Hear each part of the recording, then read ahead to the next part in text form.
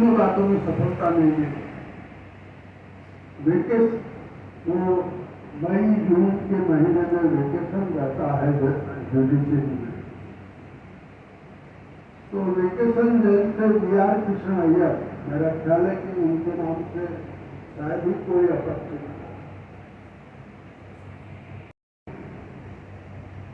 अंततः 24 जून को BR कृष्ण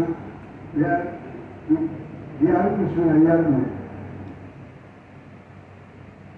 एक फैसला सुनाया जो 12 जून के फैसले के सुप्रीम कोर्ट में सुनवाई।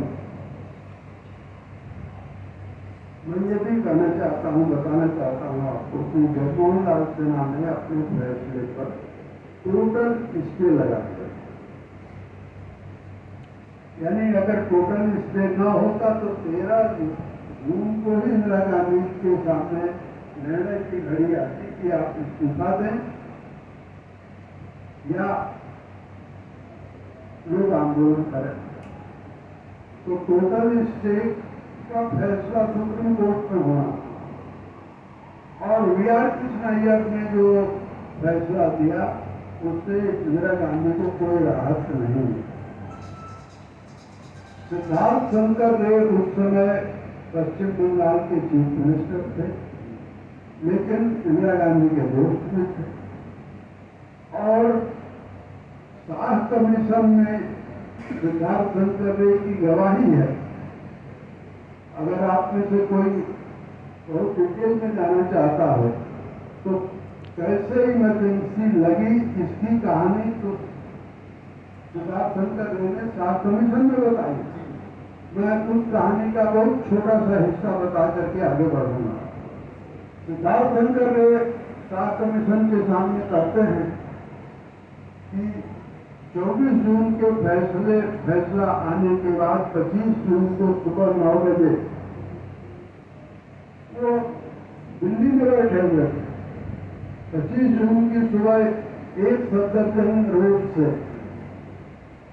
प्रधानमंत्री की गाड़ी में बाएं तरफ इंदिरा गांधी बैठी है और दाहिने तरफ सिद्धार्थ शंकर रे बैठे हैं और गाड़ी आगे बढ़ रही है राष्ट्रपति भवन की तरफ। विजय चौक पर जब गाड़ी पहुंचती है तो इंदिरा गांधी सिद्धार्थ शंकर रे से पूछती हैं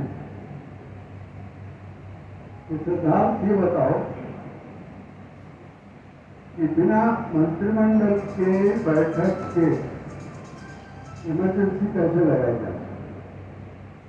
तो सिद्धार्थ और इंदिरा गांधी के जो संबंध थे उसमें सिद्धार्थ शंकर रे ने बहुत सावधानी से कहा कि मुझे कुछ घंटे चाहिए संविधान और उससे जुड़े हुए सवालों का मुझे अध्ययन करना पड़ेगा और फिर मैं रास्ता बताऊंगा। और इस बीच वो फखरुद्दीन अली अहमद साहब जो राष्ट्रपति थे वहां पहुंच गए और उनको इंदिरा गांधी ने बताया कि इमरजेंसी लगानी है।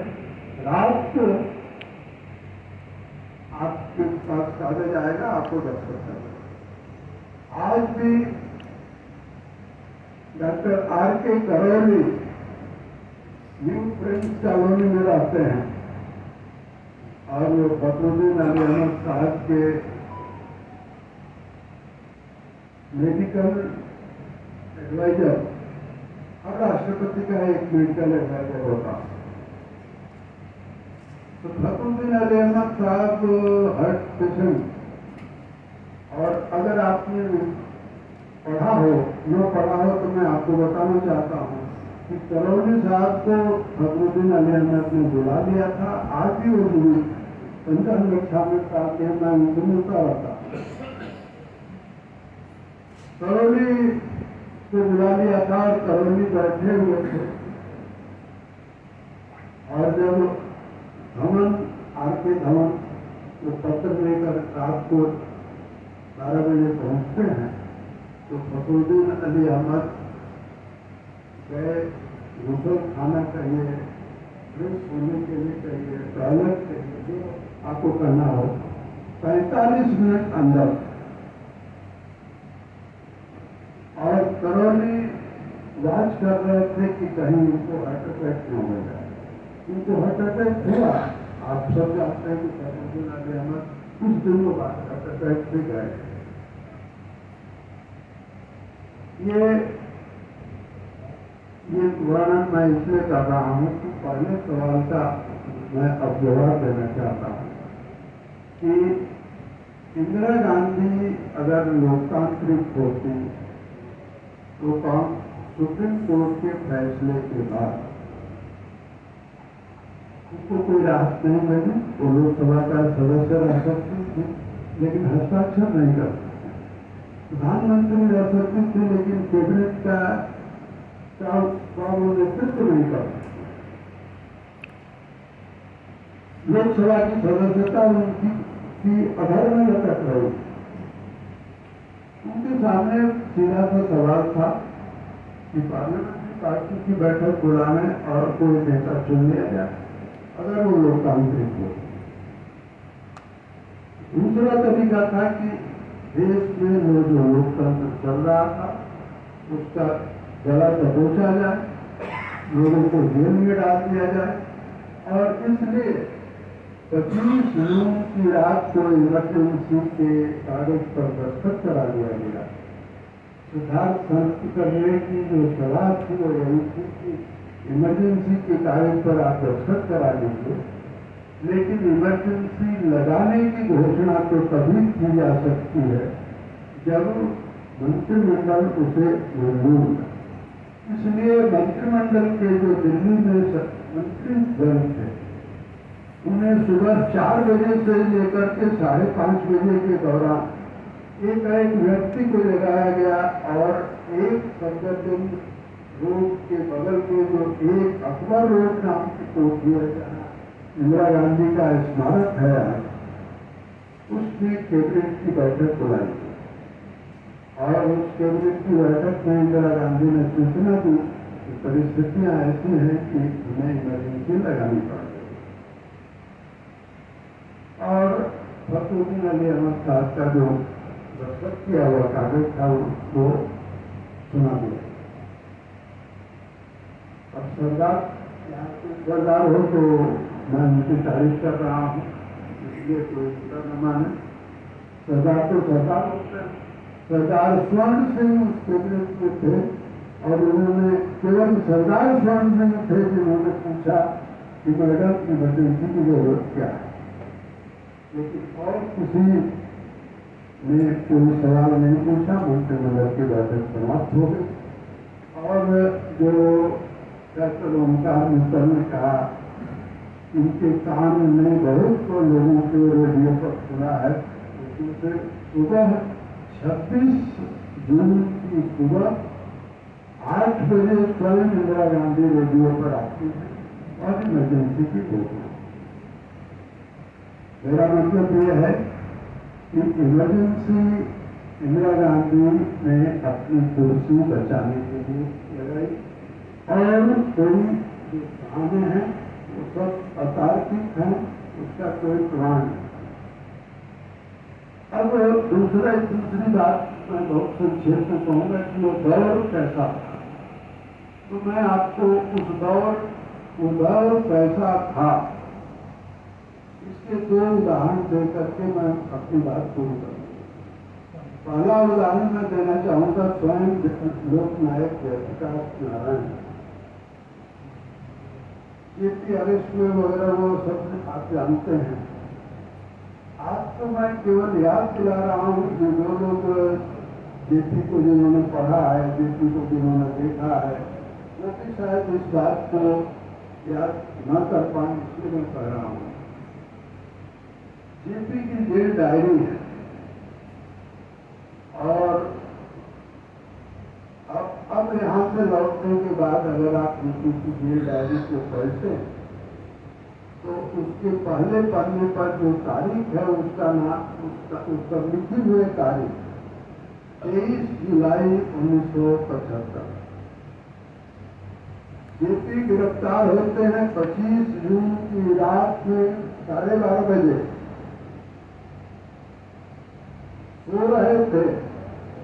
राधा कृष्णन को पुलिस कहती है कि जेपी को लगाइए, हमको उनको गिरफ्तार करना है और राधा कृष्णन ने मिन्नतें की कि जेपी अस्वस्थ हैं, थके हुए हैं, अभी देर से सोए हैं, लेकिन पुलिस ने कुछ भी नहीं सुना।